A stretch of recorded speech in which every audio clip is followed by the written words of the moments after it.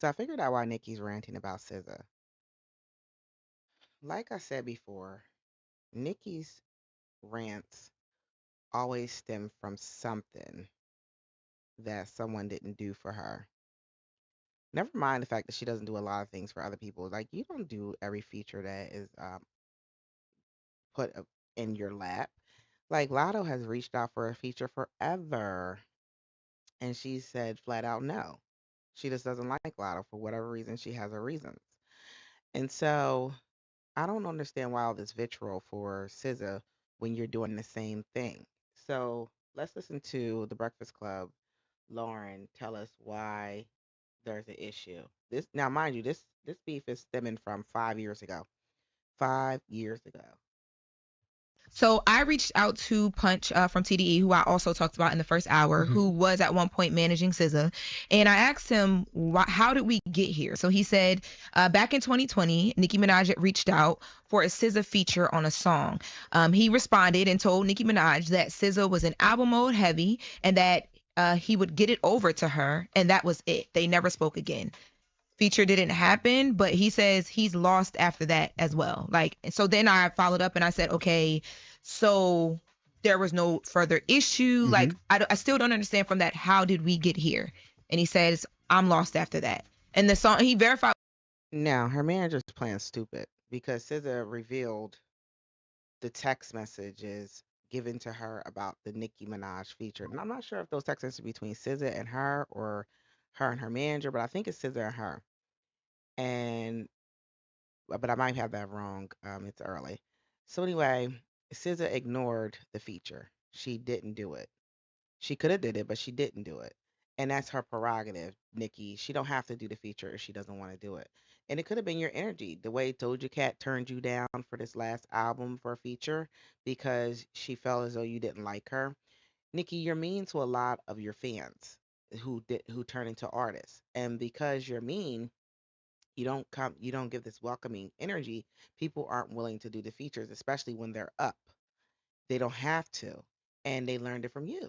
See, you've been up for a long time, and you've shitted on those who came before you, and you were unwilling to reconcile the relationship with Little Kim, Remy Ma, bunch of people, and so because you feel as though you're helping them more than they have been helping you, and I am inclined to pose this question. Maybe she felt like she's helping you more than you're helping her. And why would I want to help someone who doesn't like me? You haven't made yourself likable in the 15 years that you've been in the position that you've been in. You have not shown queen behavior.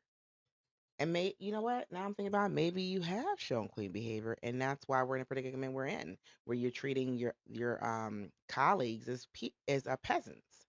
And I would employ you to start thinking about your attitude and how you behave.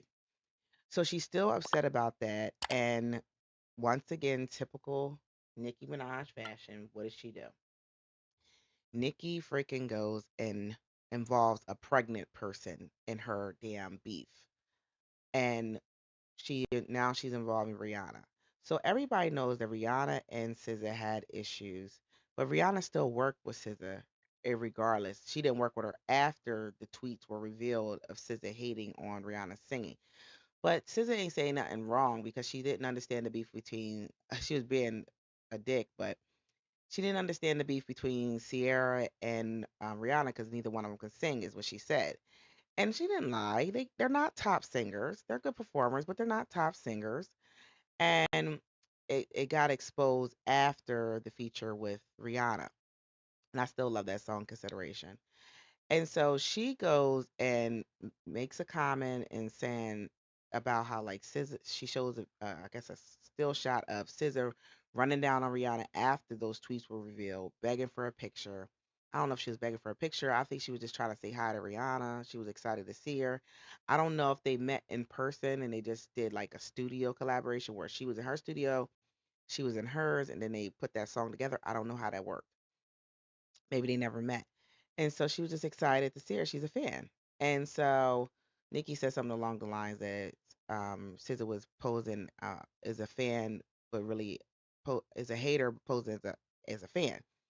And it's like, Nikki, leave Rihanna's pregnant ass out of this. She is living her best life. She is, laid up, having babies, running her business.